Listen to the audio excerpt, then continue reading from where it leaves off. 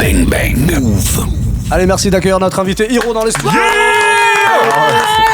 C'est toujours un accueil comme ça, c'est la moindre des choses. Ah non, c'est lourd, c'est lourd. C'est la moindre des choses. C'est lourd. Hiro, vous l'avez peut-être découvert avec ce morceau il y a quelques années. C'est le gros hit, c'est ton plus gros hit à ce jour? Non, je crois que c'est aveuglé. Bon, moi je dis, pour moi c'est aveuglé. Celui-là, les diamants, aveuglé, il est juste or.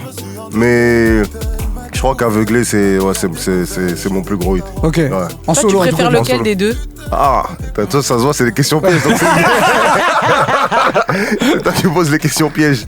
Je préfère aveuglé. Même moi. Ouais. Franchement, aveuglé, je trouve il a plus marqué les gens. Ah ouais, je préfère aveuglé quand même. En fonction de quoi, du coup, là, tu te bases pour dire que tu préfères? En fonction des retours que t'as eu des gens? Non, en fonction de l'époque. Quand je l'ai fait, aveuglé, je sortais d'un groupe qui s'appelle Bana C4. Justement, on va en parler. Ouais, je venais de sortir un son avec NASA qui avait pas fonctionné.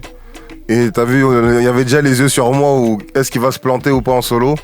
Et quand c'est sorti, ça a marché tout de suite. Et il s'est pas planté. Et j'ai fait le tour du monde avec ce titre-là. Donc, ouais, tour du monde. Grâce à ça, t'as prouvé. Ma mère a écouté ça quand c'est sorti, grave. je te jure. Ouais, mais ta mère, elle est en France, tour du monde. C'est-à-dire, c'est genre. Je suis allé à l'île de la Réunion, je suis allé au Panama, je suis allé. Au Panama? Ouais, j'ai fait des concerts dans des endroits en Afrique du Sud. C'est quoi l'endroit le plus surprenant où tu t'es retrouvé et t'imaginais pas un instant qu'on puisse écouter ta musique là-bas?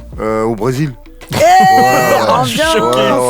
Ouais, fort. Au Brésil, carrément. Dans des favelas au Brésil. C'est vrai, mais tu te retrouves. Vas-y, raconte-nous, tu te retrouves dans quelle ambiance au Brésil? Je me retrouve au Brésil parce que je viens de tourner un clip. Ouais. Et on a besoin de tourner dans une favela. Et on tombe sur quelqu'un qui connaît du monde à l'intérieur. Il faut juste payer pour pouvoir rentrer, tout ça et tout. Et puis on rentre et pendant le tournage, bon, je sais pas s'ils découvraient les sons parce que j'étais là. En tout cas, ça a écouté aveuglé, ça a écouté mes titres forts. Ok, incroyable. Ouais, incroyable. Ok, et en concert, pour le coup, les concerts que t'aurais fait dans des endroits où, pareil, tu t'y attendais pas? Où on t'a booké pour des concerts? Les plus fous, c'est à Ottawa. J'étais à Ottawa la semaine dernière. Moi, j'aurais jamais cru, je viens du 91. Ouais.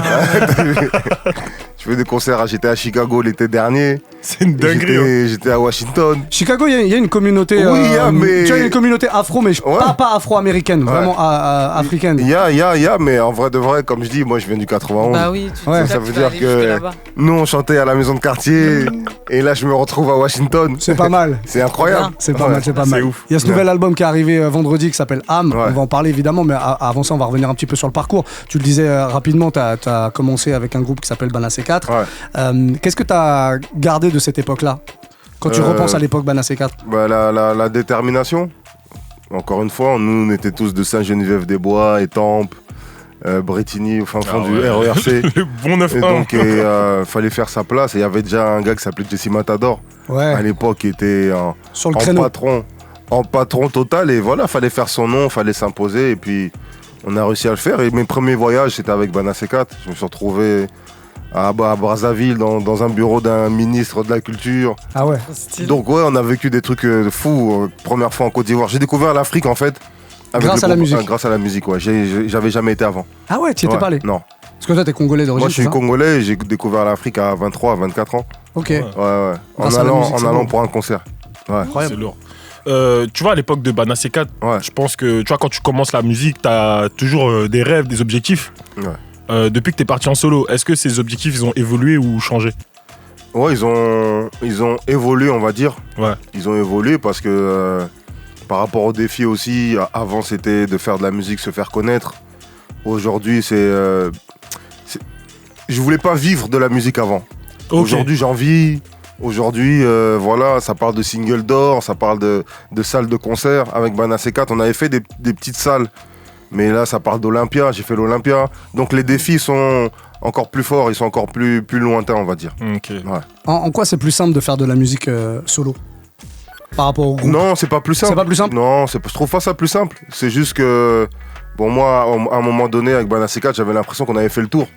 On commençait à faire le tour et que j'ai eu un petit garçon aussi en même temps. Et moi, j'écrivais beaucoup les chansons, j'étais tout le temps en studio. Je me suis dit, en fait, peut-être que je peux le faire tout seul aussi. Ok. Donc voilà. La nouvelle a été bien accueillie par le groupe? Oui, si, bien sûr, parce qu'à la base, on devait chacun faire un projet solo, se soutenir un peu tous ensemble, et puis revenir plus tard. C'est pas une séparation de... Non, c'est toi, sain, tu m'as fait ça a l'air sain. C'est très sain et c'est la famille. Bon, Ouais. Après, nous, ça nous semblait. Moi, je te parle en tant qu'auditeur, tu vois, ça nous semblait logique que tu partes en solo. C'est comme à l'époque, tu sais, Section d'Assaut, Maître Gims, on savait tous qu'il allait aller en solo, tu vois, à un moment donné. Genre, parce qu'on te voyait trop. Tu sais, Hiro Lecoq à l'époque, c'était vraiment le. T'étais la tête du truc, tu vois, quand tu disais Banana C4, c'était toi. Donc pour nous, c'était logique un peu. Est-ce que pour toi, c'était logique? Moi, à la base, je chantais tout seul. Et c'est un des membres qui est un frérot à moi qui a dit non, c'est mieux, t'as vu, là, on est un groupe. C'est mieux qu'on reste Banana C4 et puis plus tard, si tu veux faire tes trucs, tu le feras tout seul. Okay. Donc moi, de base, à la base, je faisais déjà mes sons, je faisais déjà mes trucs un peu en solo. Mais le groupe, ça a fait que donner une force supplémentaire. Je trouve que c'est quand même plus facile en groupe. Ouais. Okay. C'est dur de se retrouver même sur scène où on était 4, 5 et tu te retournes là, t'es tout seul. Ah ouais. Tu vas avoir la présence assez suffisante pour satisfaire 2000, 3000 personnes. C'est tout seul, c'est plus dur, je trouve. Et là, aujourd'hui, tu te tournes vers qui quand t'es en concert pour t'avoir un appui? Avant, c'était tes potes, là. Vers le DJ. Ok. Ouais. Ou chercher un peu de soutien. Ou je cherche dans la foule. Okay. Ouais. Ça t'arrive des fois de regarder dans la foule et de voir des mecs qui sont complètement déconnectés, qui sont pas du tout dans l'ambiance? Total, de fou. Ça arrive beaucoup quand on est DJ, tu sais, dans les clubs, des fois, t'as des mecs qui. Alors lui, là, je me dis, toi, je vais t'éviter toute la soirée. Il a atroce en celui-là. Toi, tu vas. Lui, c'est un tueur. Il est tout devant, cet enfoiré. Il est tout devant, il est comme ça. Il a les bras croisés. Il a juste accompagné sa meuf. Ah ouais, non, mais non. Ouais, venez plus, les gars, s'il vous plaît. Venez plus. Mais il y a même des go, des fois, comme ça. Ah ouais? Ouais, non, mais reste chez toi, tranquille. Mais quand toi, t'es en train de chanter à ce moment-là, qu'est-ce qui te passe par la tête? T'arrives à rester concentré? Non, mais je me dis, mais qu'est-ce que tu fous là, en fait? J'ai envie de prendre le micro, de demander qu'est-ce que tu fous là. Rentre chez toi, tranquille. Ça se trouve, c'est juste bon, une attitude. Ou va au bar, tu vas aller au bar, en attendant que je finisse, tranquille, tu vois. Mais surtout, tu prends la place de quelqu'un devant, en fait. Qui veut vraiment venir, en plus, voilà. Pour revenir un petit peu même en arrière, sur genre ton enfance, c'est quoi tes souvenirs de musique avec l'enfance? Pas forcément des souvenirs de morceaux que t'aimais, mais des morceaux que peut-être t'as subis, ou tu vois, c'est quoi tes premiers souvenirs de musique? Moi, j'ai subi, il y a deux souvenirs, mais je les ai vraiment subis. C'était pas de l'amour, en fait, c'était un concert de Koffi Olomide à l'Olympia. Alors ça, dans mon salon, c'était tous les samedis, tout. Et j'aimais pas la rumba, moi, de base. Et il y avait aussi un chanteur religieux qui s'appelle Frère Patrice, un chanteur congolais. Lui, j'ai subi, mais de fou malade. Alors lui, désolé, mais je l'ai subi, mais ma mère et les sœurs religieux, c'est son dada. Ouais. Ok, ouais, donc Frère Patrice, c'était oh là là. Il a une voix très aiguë. Il réveille le dimanche matin, Frère Patrice. Mais très grand chanteur de mon pays, hein, mais... lui, j'ai subi. Et aujourd'hui, t'arrives à l'entendre différemment ou t'entends toujours la même chose que quand t'étais petit? Non, mais non, quand j'écoute, ça me fait rigoler, ça me rappelle des souvenirs.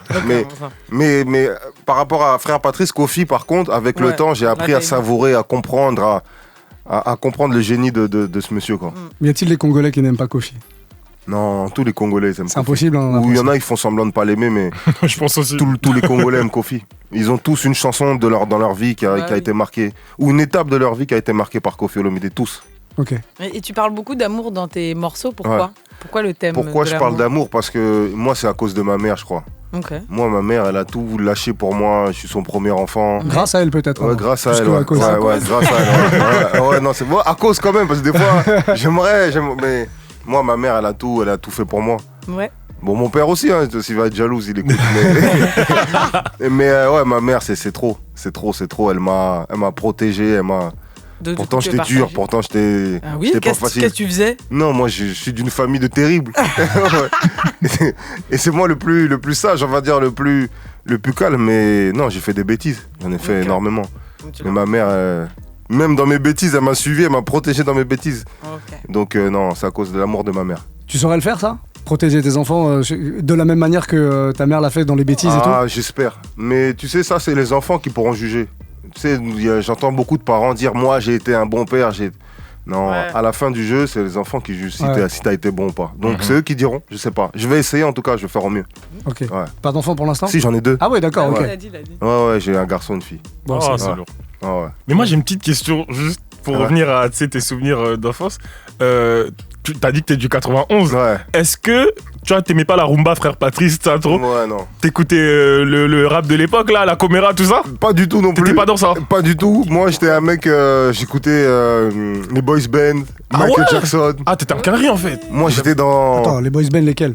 To Be Free, tout ça. Ah, à mort. Ah, d'accord. À mort. Et This Is La Peste. Ah ouais, donc rien à voir, vraiment. La peste, laisse tomber, moi j'étais... Et je sais que le dimanche, il y avait souvent dans des radios, il y avait des DJ qui venaient mixer. Moi, je mettais ma cassette. C'est là que j'ai commencé à découvrir les Cameron, le Deep Set. Ok. Donc non, moi c'était vraiment Carrie, c'était vraiment R&B, rap américain. Et puis après. Qui ton idole? Putain, mais en fait, j'ai commencé à avoir un gros amour pour la musique avec Singila. Ok. Là, ouais, avec Singila, avec Rof. Ok. Ouais, avec Rof. Avec Booba aussi, les premiers albums. C'est là quand j'ai commencé à découvrir le rap français. Ouais, c'est avec Rof et Booba. Ok. Ouais. Et au niveau création, qu'est-ce que tu préfères dans la musique? Est-ce que tu préfères genre créer un morceau en studio et tout, trouver les textes et tout? Est-ce que tu préfères sinon les retombées quand tout le monde te dit ce qu'il pense réellement de ton morceau? Est-ce que ça a marché? Est-ce que tous tes efforts ont été connus? Ou le moment au concert où tout le monde chante tes morceaux et tu vois que tout le monde est touché par la musique? Mais moi, je veux faire entre les deux. Le moment où le son il est fini et je le mets dans la voiture et je suis avec des proches à moi et ils disent ah non, ça c'est bon. Ok, d'accord. Ça c'est le moment où là je suis content. Je me dis ah on tient quelque chose. Ok. Et c'est qui du coup? C'est qui les gens qui ont vraiment un impact sur aujourd'hui, il y a Flacoro Diallo, mon manager. Il y a Kimbala. Il y a Aswan, il y a ma femme. Ouais. Il y a ma femme aussi, c'est elle qui me... C'est un indicateur important. Mais c'est un handicap des fois, parce qu'elle elle aime trop les sons d'amour, tu vois, les trucs j'ai l'impression que comme toi aussi, c'est donc non, mais ouais, celle qui me fait mentir comme ça. Bien. Les aveux. C'est ce que j'allais demander. Est-ce que t'es du coup c'est un entourage fiable, parce que souvent l'entourage, le problème de l'entourage, c'est que souvent il aime ce que l'artiste fait. Et de toi, t'as des gens vraiment qui sont capables de dire non là. Oui, totalement. Mais moi de toute façon, si t'es pas fiable, tu restes pas à côté de moi. Ouais, non. Donc moi, je me fatigue même pas. Donc tu l'acceptes ça si. Totalement. Il y a des gens ils te disent là tu fais fausse route. Il y a des sons sur lesquels j'ai forcé. Par exemple, à Découvert, on me disait mais t'es avec Nino, faudrait peut-être faire un son un peu plus boîte, un peu plus dansant, un peu plus. C'est peut-être pas ça. Ça j'étais sûr. Il y a un son qui s'appelle Toucher Coulé. Il y avait mon gars qui était avec moi, il disait bof. Mais il a bien marché ça, celui-là. Sûr. De fou malade. Il a bien marché, je vois. Et Aveuglé aussi, quand je le ramène à mon ancien producteur Philo, de Beaumaye, si tu m'écoutes. Ouais. Il me dit non, sans plus. Et là, je dis ah ouais, ok. Et puis bon, on s'est séparés. Ok. Bon, ça va, tu t'écoutes surtout en majorité. Donc oui, non, pas en majorité, mais quand je suis sûr à ça, j'y vais. Ok. Donc voilà. Moi, je voulais savoir aussi, t'es en concert. Ouais. Comment tu préfères jouer genre avec un DJ ou avec un orchestre? Ouais, avec l'orchestre c'est toujours mieux, mais ça demande, c'est une prise de tête, ça demande. Ça coûte cher aussi. Ouais, ça coûte cher aussi, mais en orchestre je trouve que c'est toujours mieux. Ouais. Ok. Et live. Tout ce qui est festival, tout ça. Mais j'en ai jamais beaucoup fait. Parce que moi je te vois, tu sais, je vois beaucoup maintenant, tu sais, juste la line-up des Ardentes, je vois tout le monde limite. Je te vois jamais dans les line-up des festivals et tout ça, mais je pense que ça pourrait donner un truc vraiment méchant, tu vois. Après, tu vois, tout le monde, tu vois, souvent les gens, ils oublient que moi, je viens de l'afro. On va dire, on fait partie des précurseurs de l'afro. Et que l'afro urbanisé, c'est arrivé après. Ça veut dire plein de choses, l'afro aujourd'hui, mais toi, tu viens de l'afro dansant. L'afro dansant, l'afro, le dérivé du dombolo, du coupé-décalé, authentique. Et on n'est pas beaucoup, on n'est pas autant que ça, en fait, à en faire et à faire des festivals, justement. Ouais. Il y a peut-être Franklin, je trouve qu'il a des titres afro. Ouais. Il y a Dadju qui en a. Il y a Taïk. Il y a qui d'autre? C'est vrai. Mais du coup, ça vient à ma question suivante. Si moi je te regarde. Ouais, je l'ai jamais vu sur des festivals. Ouais, moi aussi, j'ai jamais vu sur un festival. T'es sûr que t'allais dire ça. Ouais. Mais du coup, ça m'amène à ma question suivante. Si je te regarde, je te dis, bon, Hiro, t'es un artiste, tu fais de la pop urbaine. Qu'est-ce que tu me réponds? Je dis, tu connais rien. Voilà, ok, non, on est d'accord. Mais je veux dire, ok, ouais. Parce que t'es conscient que des gens peuvent te mettre dans cette catégorie-là. Oui, mais c'est ce qui se passe. Oui, voilà, c'est pour ça. C'est ce qui se passe, je crois. Des fois, quand mes albums ils sortent, ils sont dans la catégorie pop urbaine. C'est une dinguerie pour moi, tu vois. Ça, c'est un manque de connaissance totale. C'est aujourd'hui, on a tout mélangé, tu vois. Je suis un Renois, je viens des quartiers. Voilà, il y a un peu de Verlan, il y a un peu d'afro, c'est de la pop urbaine, alors que ça n'a rien à voir. Du coup, comment tu l'appelles ta musique, toi? Moi, je l'appelle la musique afro-urbaine. Musique afro-urbaine. Voilà. Ok. Pas pop. Non, bah non. Bien qu'elle soit populaire. Même, totalement, mais même, j'aurais même dit la musique du monde pour moi, mais il y avait une catégorie qui s'appelait musique du monde. À la Fnac. Ouais, c'est vrai. C'est vrai en fait. Moi, ça me gêne pas, il y a beaucoup de lingala dans mes sons, tu vois. Donc moi, j'appelle ça la musique du monde. Ouais. Ok. Mais t'aimerais quand même faire un festival du coup dédié au afro-urbain? Ouais, totalement. Mais je pense que ce serait bien. Il y aurait grave du monde. Les gens se rendent pas compte de. T'as cité Yalévis, c'est des mecs qui sont en show tous les week-ends. C'est plein. Vous chantez vraiment quoi. Ouais. Non mais la majorité c'est une bonne idée. Après il y a l'équivalent avec. Au Portugal là. Afronation. Oh oui. Mais tu vois en France, la française vraiment, l'Afronation. Elle a dit vraiment la française. Mais tu vois en France il y a, je crois pas qu'il y a encore. Ça va arriver. Non, il y a des trucs qui essayent un petit peu, mais c'est pas encore ça. Ouais. De retour avec notre invité Hiro qui a sorti son dernier album vendredi. L'album s'appelle Âme. N'hésitez pas à aller checker tout ça. Et si vous en voulez un petit extrait de cet album, on va en avoir un en live là dans quelques toutes petites secondes. Le morceau que tu vas nous faire en live, c'est, je te laisse le dire, Ou bébé. Ouais. C'est quoi ce morceau? Ça c'est un morceau plein de sensualité, plein d'amour, toujours. Et comment tu le dis? Tu le dis comme ça? Ou bébé, ouais. Mais en vrai de vrai. Ah ouais. Ouh bébé. Est-ce que c'est l'un des fameux morceaux validés par madame? Ouais. Bah, les a tous validés, non? Non, pas tous. Pas tous. Ouais, non, là, après, j'ai écouté l'artiste. J'ai dit, doucement comme ça. T'as vu, c'est mon projet, c'est toi. Hein. Genre, parfois, il y a des paroles qu'elle veut que tu modifies, ça. Ouais, sur un titre, il y avait des.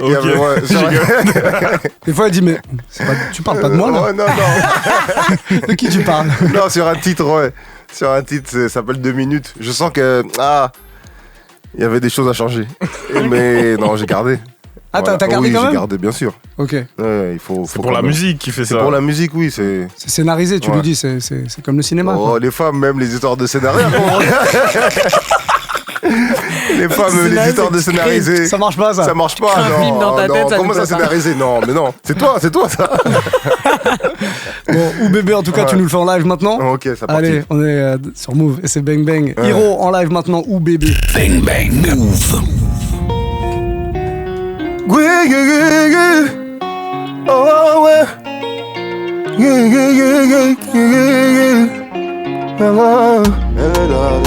Elle veut du sale, ouais. Sur la table, ouais. Yona, ouais. Elle m'a pris pour un fou allié. Elle fait trembler bandit et l'RCB toute l'année. Yeah. Son tapé peut te condamner. C'est un missile, un gros bolide, elle a tout gagné. Le toit est ouvrant, elle a toutes les options, je suis traumatisé. Elle a toutes les options, je suis traumatisé. Veut te faire de la raison, veut ton cœur et ton zéyo. Je ferai tout juste pour combler ton corps. Elle me dit t'arrêtes pas, viens plus fort. Je la rends folle. Oh bébé, oui. Ton corps me rend fou allié. Oh bébé, oui. Pour toi, moi je peux tout donner. Oh bébé, allez, viens.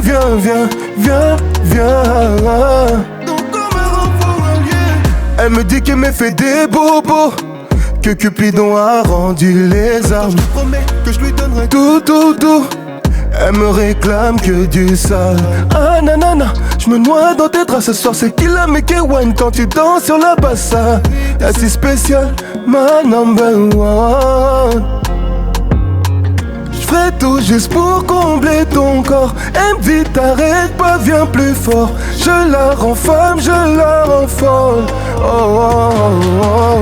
Oh bébé, oui. Ton corps me rend fou allié.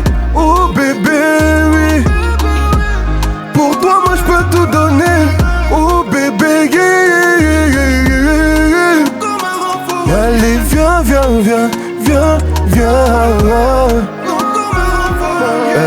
Oh bébé, oui. Ton corps me rend fou allié.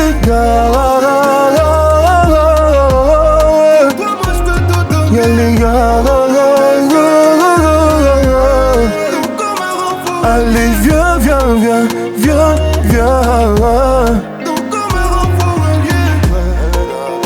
Elle veut du sale, ouais. Sur la table, ouais. Yona, Yona, ouais. Elle veut tout ça. Hiro en live sur Move. Merci beaucoup. Ou bébé, c'est ce qu'on vient d'écouter, un morceau que vous retrouvez dans l'album d'Hiro qui est sorti vendredi, l'album Âme. Parlons rapidement réseaux sociaux. C'est quoi ton rapport avec les réseaux sociaux? T'es un peu derrière ou t'es déconnecté? Je suis juste derrière mon Instagram. Ouais. Le principal. Ça, c'est mon réseau préféré. Et tu réponds aux gens et tout? Carrément, J'essaye, ouais, quand même. Je fais au mieux, mais on peut pas répondre à tout le monde. Ouais, normal. Donc on se fait insulter des fois de... C'est vrai?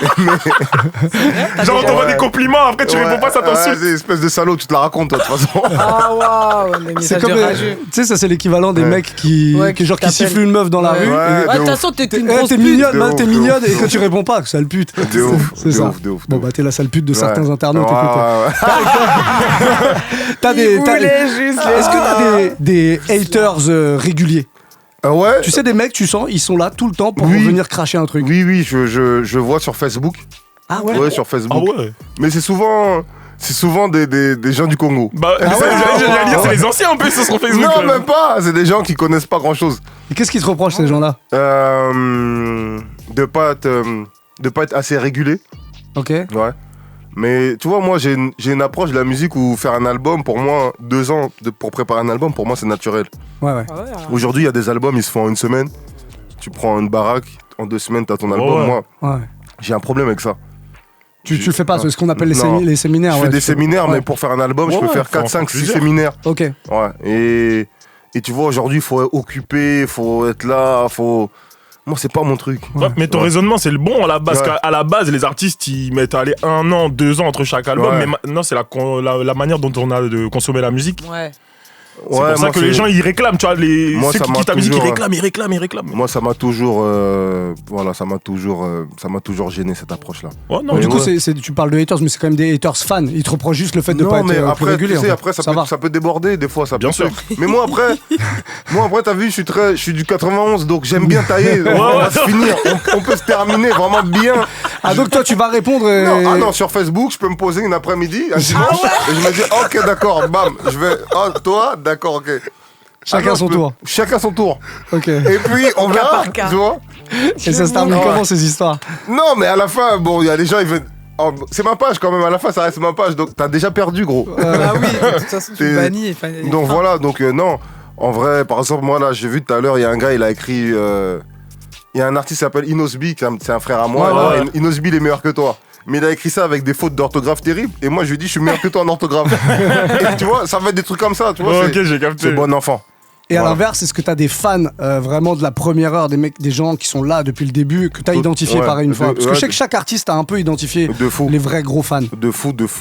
Je sais que dès que je sors un album, c'est les premiers à m'envoyer des félicitations, me dire que si ça va pas, qu'est-ce qu'il va, tu vois. Donc, non, j'en ai. Et est-ce qu'il y en a des fous? Ceux que tu as vus, mais ils ont fait des trucs un peu bizarres. Oui, moi j'ai déjà vu quelqu'un qui s'est mis à genoux. Comment tu fronces les sons. Qui s'est mis à genoux. J'ai dit, gros, qu'est-ce que tu fais? Ouais, j'ai dit, qu'est-ce que tu fais? Il m'a dit, Hiro, bénis-moi. J'ai dit, est-ce que tu l'as fait? J'ai dit, lève-toi, s'il te plaît. Est-ce que t'as pas fait ton père Patrice? Non, jamais. Le frère Patrice. Frère Patrice, pardon. Mais t'as pas fait frère Patrice pour le bénir quand même. Il s'est mis à genoux, il m'a dit bénis-moi. Mais c'est une dinguerie. Non, j'ai dit mais lève-toi. Lève-toi. Au nom de qui? Il est malade ce mec-là. T'as déjà senti dans le regard, tu sais, souvent dans le regard, il y a beaucoup de choses qui se passent. T'as déjà senti la folie dans le regard de la femme? Tu t'es dit, ouh, dangereux ça? Totalement. Où ça tremble, ça commence à pleurer, tout ça et tout. Mais après. Bon, moi, après, j'ai pas d'idole à ce niveau-là où, tu vois. Donc, peut-être que j'aurais plus de difficultés à comprendre, mais t'as vu, chacun exprime son amour comme il veut. Ouais, non, après, à la fin, ça reste de l'amour. Tant qu'il te plante pas un couteau, tout va bien, quoi. C'est carré. C'est excessif quand même. Ouais, c'est un peu excessif, mais ça peut arriver. Mais il y en a, ils te regardent avec des yeux bizarres. C'est John Lennon qui s'est fait assassiner par un de ses fans. Je sais pas si c'était un fan. C'est Selena, la chanteuse latina, connue de ouf, elle s'est fait tuer par une fan. Ouais, c'est triste. Ouais, non, c'est tu penses des fois? Non, moi c'est. Après, Moi, je viens du 91 encore. Ah oui, ça revient tout le temps. Moi aussi, je viens du 91, je le comprends. Quand il dit ça, je le comprends très bien. Tu grandis dans la paranoïa. Toujours sur ses appuis. Ouais, toujours, on sait jamais. Et même, je fais du sport juste au cas où. Tu vas te sauver, hein. Non, je sais, mais un peu de boxe, un peu de cardio, au cas où.